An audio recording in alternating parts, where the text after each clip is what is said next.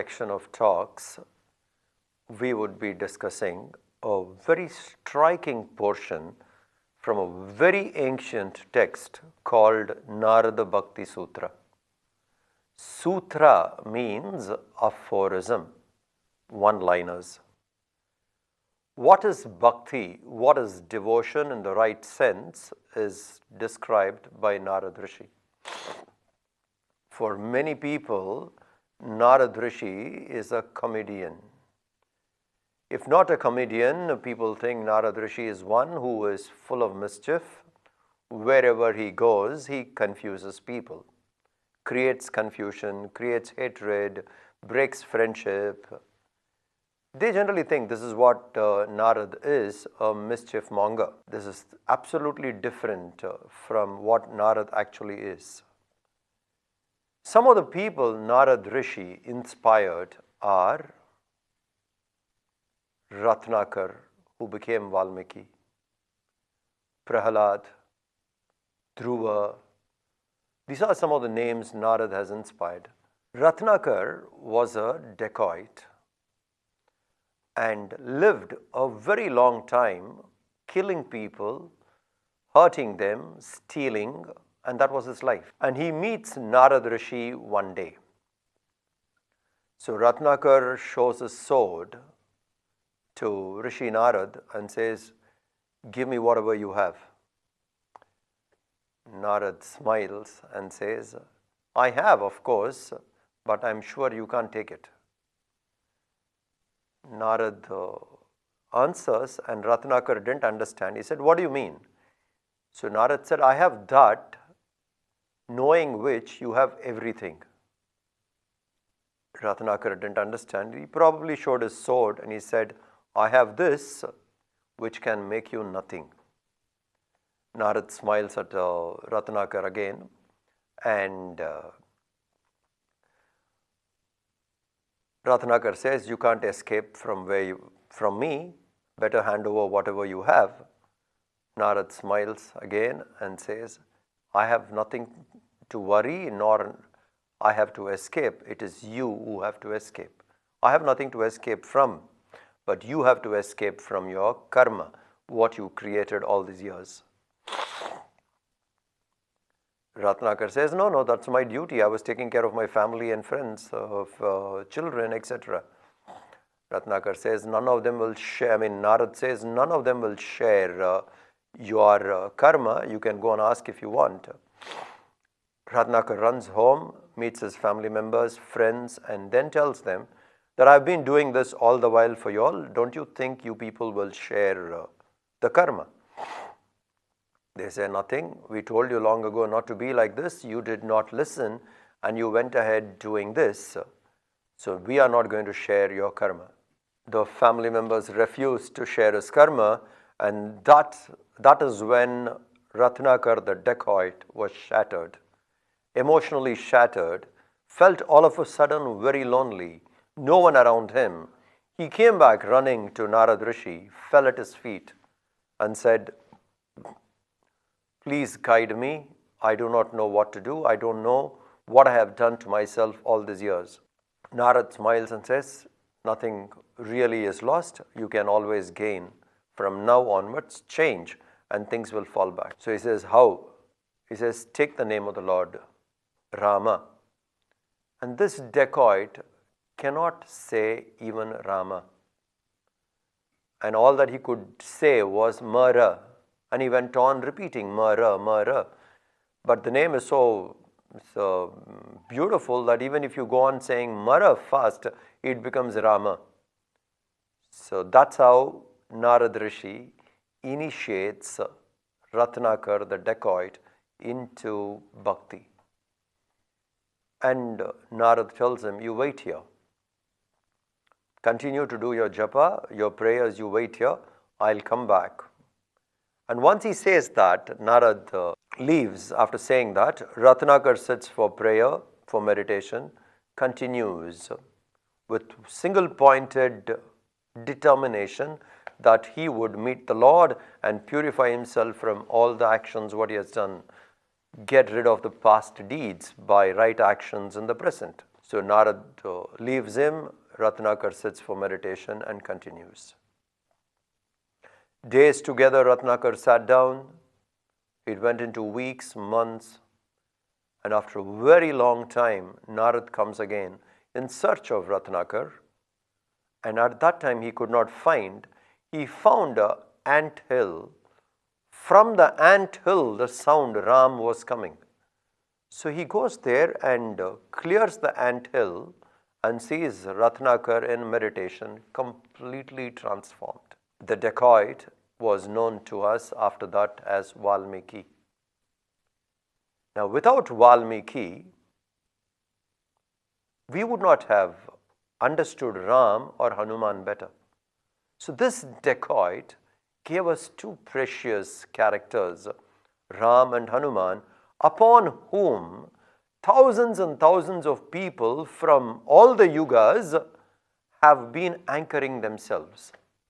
From Treta Yuga, Dwapar, and now in Kali Yuga, people have anchored in Hanuman and in Ram, and that brilliance came from a person who was a dacoit, and this dacoit was transformed to Valmiki the saint by Narad Rishi. Now we should understand how powerful Narad Rishi is. When I travel around, many people say, Swamiji, please tell our children to change. Parents are not able to change their children. That they have adopted a particular way of life and they are not able to change them, transform them, and they keep telling us to do. Even to transform few people, change few things is so difficult.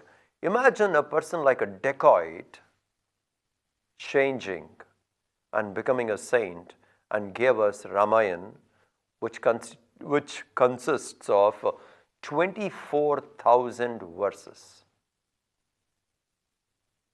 And that inspiration came from Narad Rishi. So Valmiki is one of the most beautiful gifts Narad gave us. Through Valmiki we got Lord Ram and Hanuman for us to anchor. Prahlad, when he was in his mother's womb, Narad Rishi initiated him by talking to his mother glories of Lord Narayan, and Prahlad started chanting this famous mantra, Om Namo Narayanaya. Prahlad is a child hero who was convinced about his goal, and he was fearless at all threats. And this brilliant child prodigy was again initiated by Narad. Be it a dacoit, be it a child, Narad has inspired people. Another very famous character is Dhruva. Bhakta Dhruva, who is again a child hero. It is Narad Rishi who inspires him and tells him and gives him this beautiful mantra to chant, Om Namo Bhagavate Vasudevaya. And this one mantra, thousands of people have chanted and transformed. And this was given to Dhruva by Narad Rishi. So you see the kind of people Narad Rishi has inspired. Be it children like Dhruva or Prahlad, or even sages like kings like Daksha, etc. And as I told you about Valmiki. These are some of the people, brilliant people Narad has inspired. Certainly Narad is an authority when it comes to the path of devotion. And in this beautiful text called Narada Bhakti Sutra, we would be discussing a wonderful portion from, I think it's from verse 46 to 50. This portion is called Who Crosses Maya?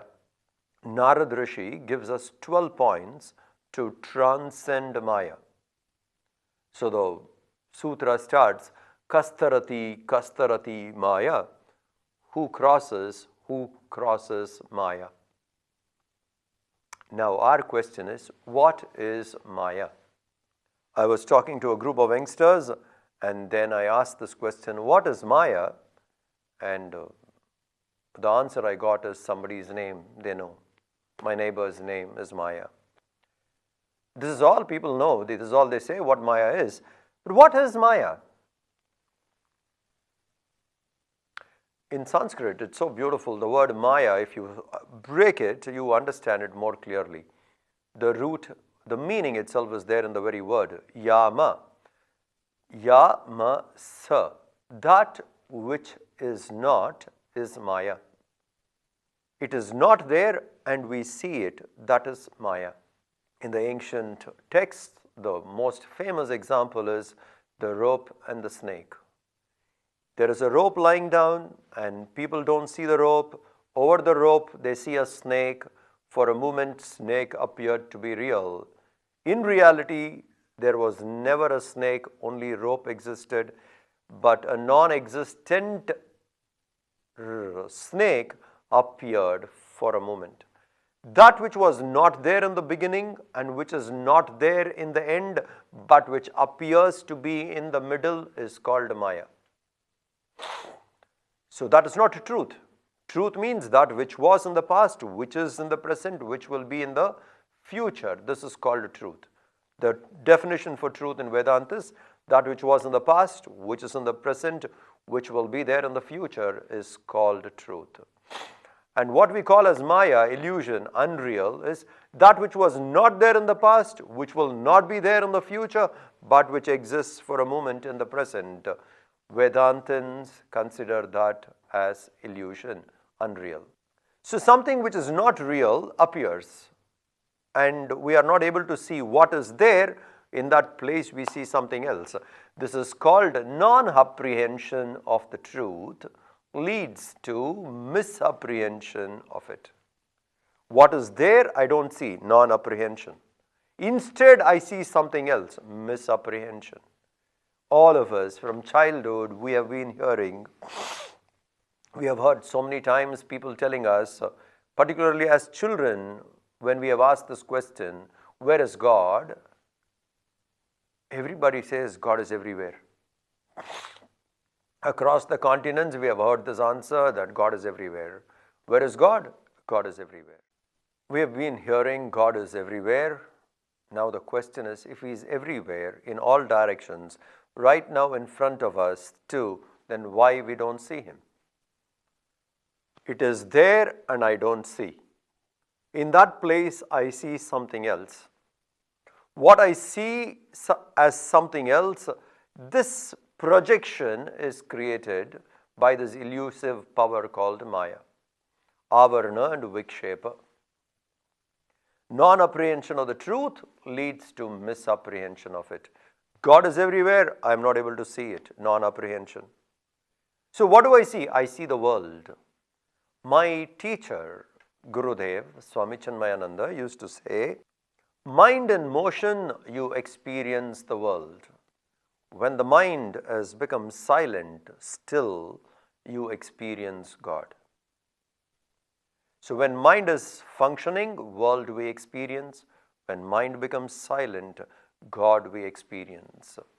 So this 12 points which Narada will give us will help us to transcend Maya in a way to get the mind silent, and through that silent mind we can experience God.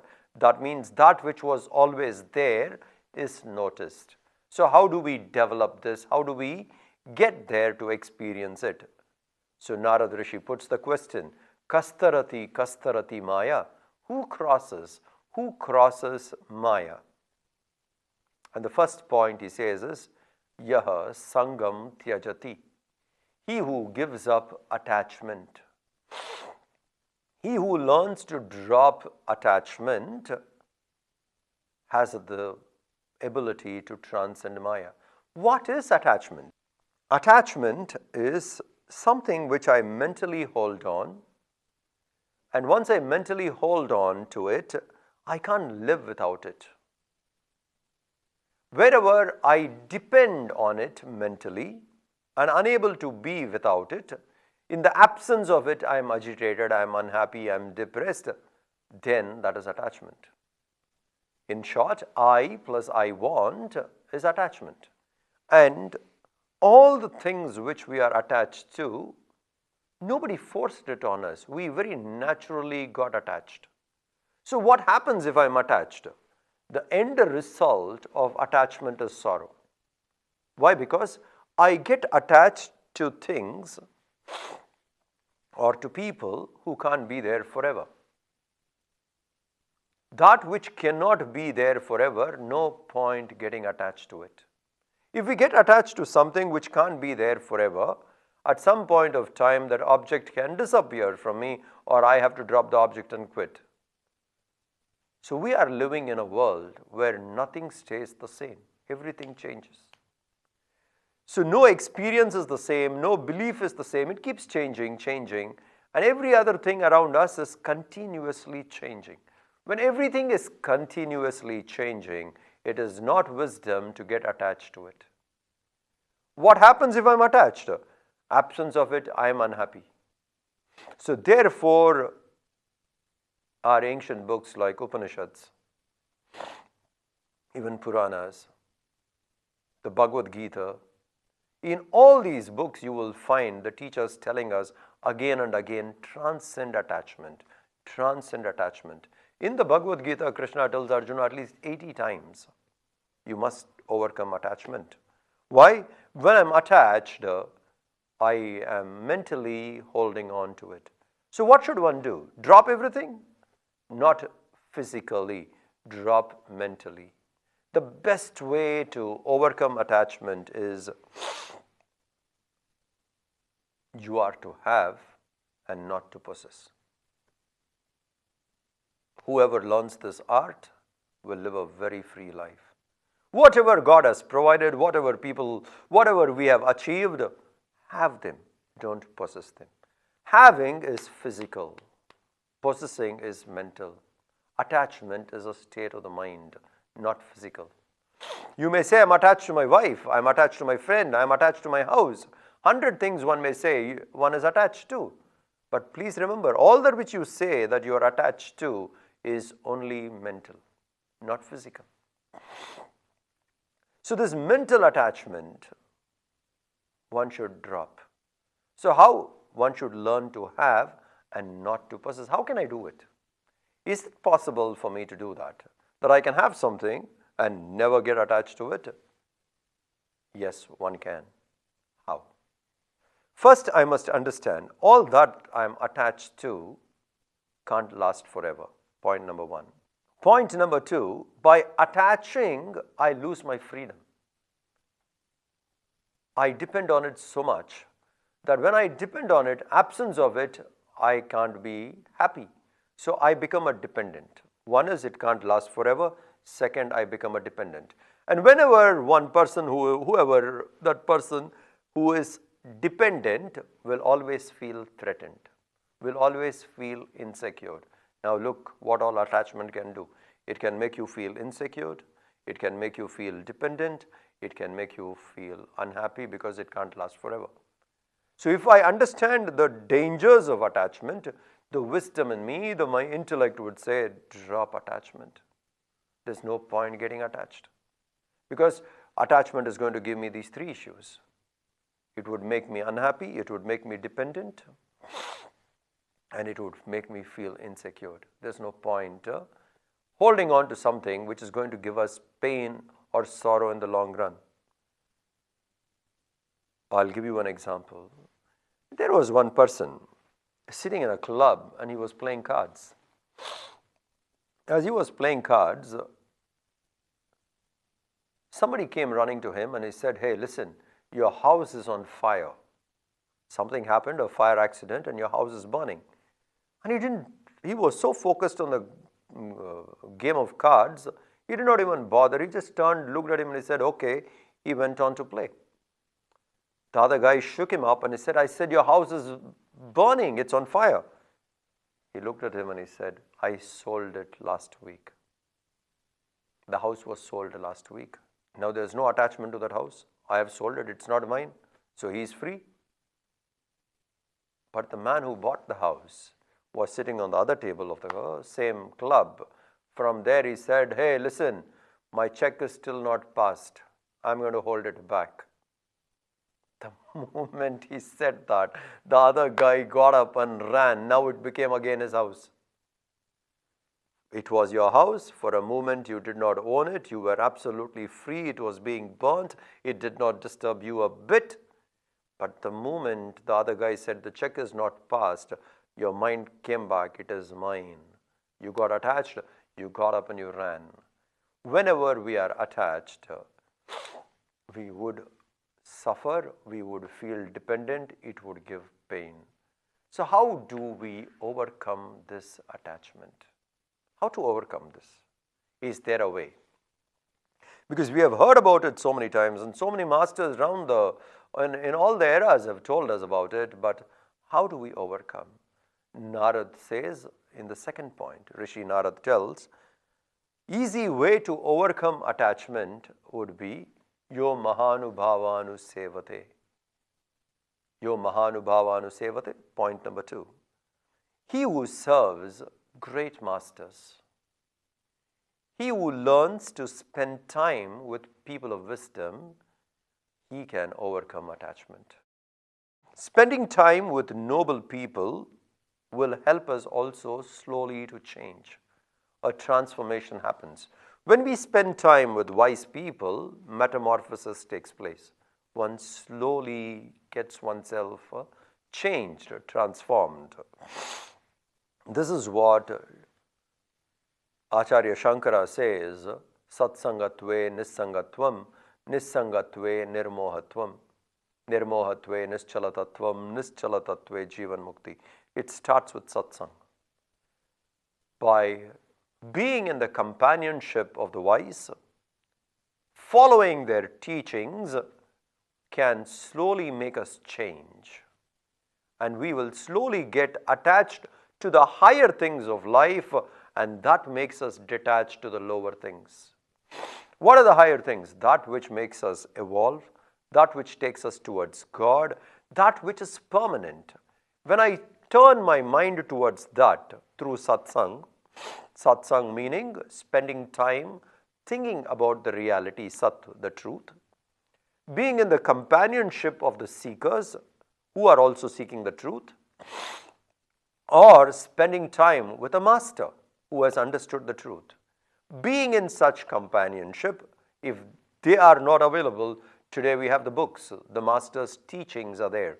Spending time with such people, spending time with such books would slowly make us change. And this is something which is very, very important.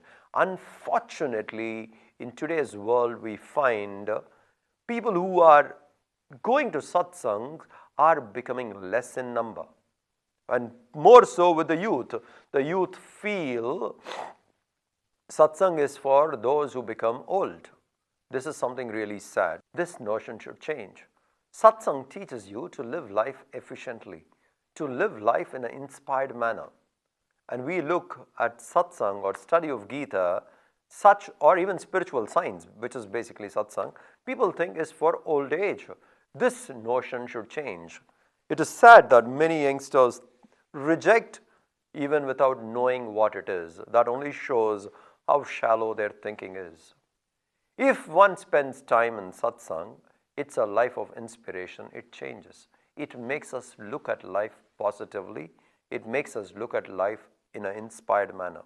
Spend time with people of great vision, we will also slowly change. Why? They set a standard of a very high life. Today, many people are looking at life to improve the standard of living. What is important is to raise the standard of life. I'll give you one incident. Spending time with noble people, how it can transform everyone. The former President of India, Abdul Kalam, he was a scientist, as all of us know. Once he was sitting in his science laboratory and some research work was going on, and one of the junior scientists came to him and said, "Sir, I need permission to leave early today. I promised to take my children to the exhibition, to the fair in the city. So I would like to leave at 4. Kalam said, "Fine, you guys go." And at 3:45, Kalam went to see, because this guy was to leave, the junior scientist was to leave. But he was so engrossed in whatever he was doing, he forgot the time, that it was getting late, and that he has to take his children. He simply forgot, because that's what happens in science. Sometimes on certain discoveries, or the interest of the subject is such that the mind can be so obsessed with it. and does not turn, forgets every other thing. So Kalam saw and then he left. By 6 o'clock in the evening, the young scientist, the junior scientist, realized, hey, I promised to take my kids for the exhibition. So he rushes home straight, probably reaches there by 6:30 or so. The family members there, they say, Kalam came here at 4 o'clock and took the children to the exhibition.